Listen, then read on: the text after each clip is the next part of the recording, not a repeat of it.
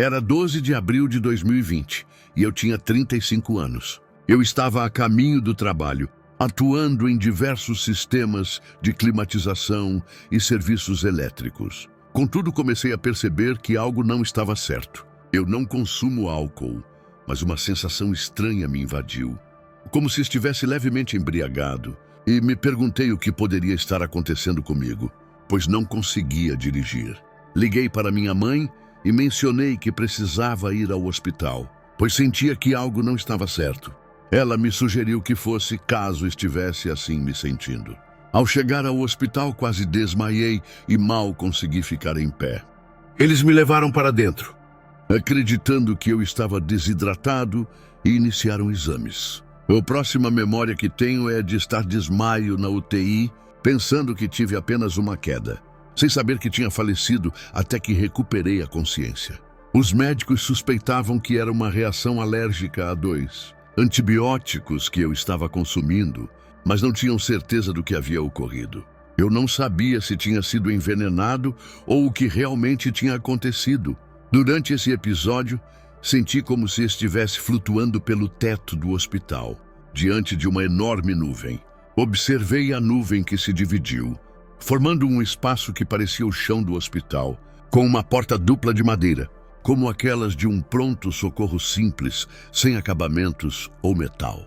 Ao lado de cada porta, havia 4 mulheres, 2 de cada lado, vestindo vestidos de noiva de mangas longas, na cor branca. Os vestidos chegavam até o queixo delas, adornados com rendas na frente e faixas roxas. Elas se mantinham em pé como soldados, irradiando um brilho mais intenso do que um arco de soldagem. Nunca tinha visto algo tão luminoso que pudesse encarar diretamente com meus próprios olhos. Não compreendia o que estava acontecendo e me questionava sobre a razão da presença dessas mulheres vestidas daquela maneira. Vestidos brancos com detalhes em roxo. Minha mãe é profissional da área da saúde, portanto, estou familiarizado com trajes de enfermeira. E sempre achei isso peculiar. Nunca tinha presenciado algo semelhante enquanto observava a porta. Quando uma figura masculina começou a aparecer gradualmente, como se estivesse se formando diante de mim, ao alcançar a metade do caminho até mim, ele estava completamente visível. Seu cabelo era branco e encaracolado, com cachos muito bem definidos, e sua pele era tão branca quanto papel, embora tivesse um tom oliva levemente bronzeado que quase parecia pálido. Suas sobrancelhas eram grossas e brancas, e seus olhos eram castanhos. As vestimentas pareciam antigas, lembrando-as de um agricultor. Ele se aproximou, colocando as mãos nos quadris e me observando intensamente. Eu pensava, quem é esse sujeito? Inicialmente, achei que se tratasse de um médico que havia respondido rapidamente a uma emergência e não teve tempo de trocar de roupa. Ele estava em cima de mim e eu pensava, você vai continuar me encarando ou vai me ajudar? Perguntava-me por que as enfermeiras pareciam tão aterrorizadas e por que estavam naquela posição com aqueles vestidos brancos. Enquanto o observava, notei que ele não usava identificação e refleti sobre isso. Então ele disse, nós te amamos. Aquele momento foi como uma explosão de emoções indescritíveis. Ele não mencionou ser Jesus, mas eu tinha consciência disso. Antes minha vida não estava indo bem. Mas ao escutar suas palavras, fiquei sem reação. Descrever a sensação me fez até esquecer dos meus filhos. Eu criei 2 crianças por 4 anos sem a presença da mãe. E essa foi a tarefa mais desafiadora que já enfrentei. Mas com a ajuda divina, consegui e amo meus filhos. Porém, quando ele expressou isso, eu senti um amor tão profundo que nada mais parecia importar. Nem meus filhos, nem minha mãe, nem ninguém. Eu só pensava, quem é este homem que me ama tanto? Era como se eu tivesse encontrado tudo o que busquei durante toda a minha vida. Ao abrir os olhos, vi que ele estava de joelhos, um com o joelho no chão e o outro erguido, me abraçando. Minha cabeça descansava em seu peito e eu pensava como isso era impressionante. Não sei como explicar, mas as pessoas falam sobre riquezas no céu ou mansões, e isso não me interessa. O que eu realmente desejo é estar com Jesus. Nada disso importa, porque o amor que ele oferece é algo que você não quer deixar escapar. você percebe que o amor é de fato a coisa mais valiosa neste universo. Todas as outras posses são sem significado. Você se dá conta de que nada disso tem relevância. A única coisa que realmente conta é Cristo e seu amor. Uma vez que Cristo é amor e o Pai também é amor.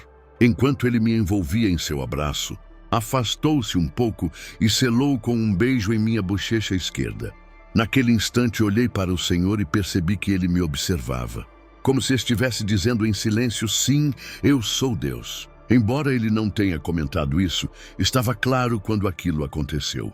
Não conseguia articular palavras para expressar o que sentia, mesmo que quisesse. Olhei para a minha esquerda e percebi a terra sob meus pés. E pensei: isso é insano, o que está acontecendo aqui? Qual é a razão de tudo isso?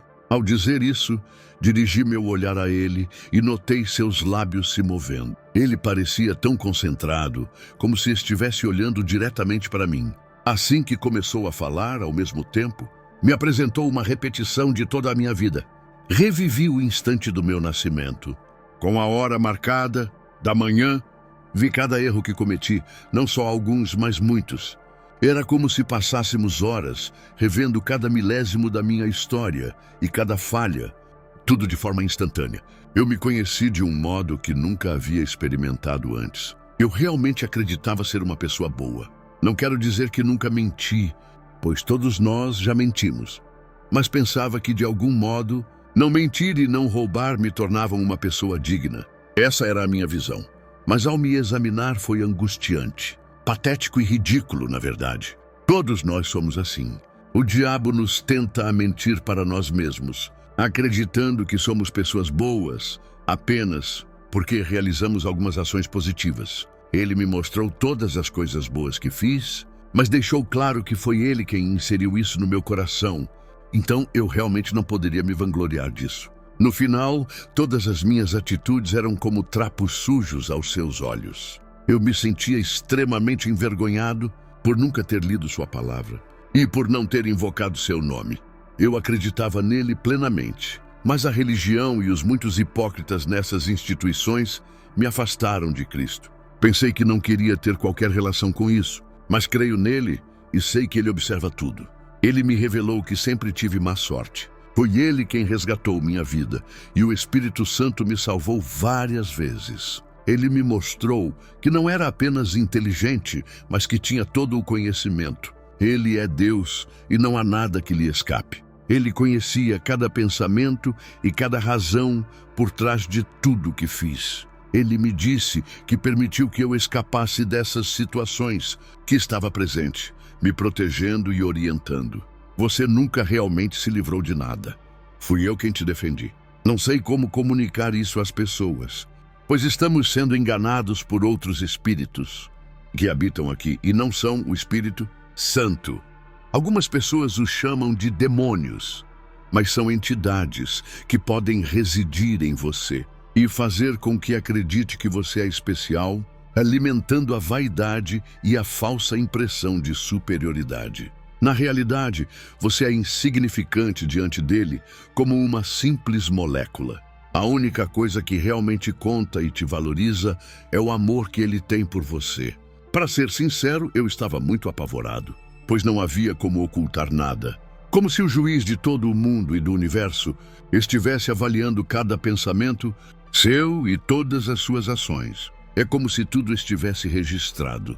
Cada olhar, cada pensamento, cada som, e ele estava captando tudo simultaneamente. Foi extremamente constrangedor, pois cada um dos meus segredos estava exposto. Ainda assim, ele me amava e continua a amar cada um de nós.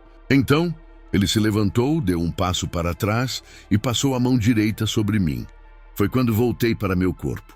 No instante em que isso aconteceu, eu retornei e vi minha mãe em lágrimas, segurando minha mão, e meu primo também estava lá.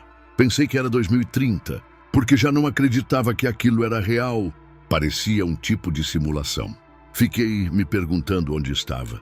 Tenho uma boa compreensão de como o mundo funciona e do que acontece ao meu redor, mais do que a maioria das pessoas. Sei como tudo funciona em casa, mas ao testemunhar isso, toda a minha realidade ruía. Eu estava confuso e, ao mesmo tempo, confrontando minha verdadeira essência. pois ele me deixou enxergar a mim mesmo por meio de suas percepções. Eu percebi que não era a pessoa boa que acreditava ser, mas sim alguém completamente distinto. Não era só uma leve semelhança, era uma pessoa completamente diferente do que eu pensava ser. Satanás me levou a crer que eu era um bom sujeito por ter feito algumas boas ações. Mas, na verdade, eu era péssimo e havia causado dor a muitas pessoas. Ele me revelou como eu fiz os outros se sentirem e como está nas Escrituras. Seremos julgados por cada palavra proferida. Se você conversou com 50 pessoas, mesmo que algumas tenham recebido seu amor, a maneira com que as tratou pode ter mudado a forma como essas pessoas se relacionaram com os demais. Assim, essas pessoas podem ter influenciado milhões ao longo do tempo. E é por isso que somos responsáveis por cada palavra. Todos nós afetamos milhões de vidas, seja diretamente ou indiretamente.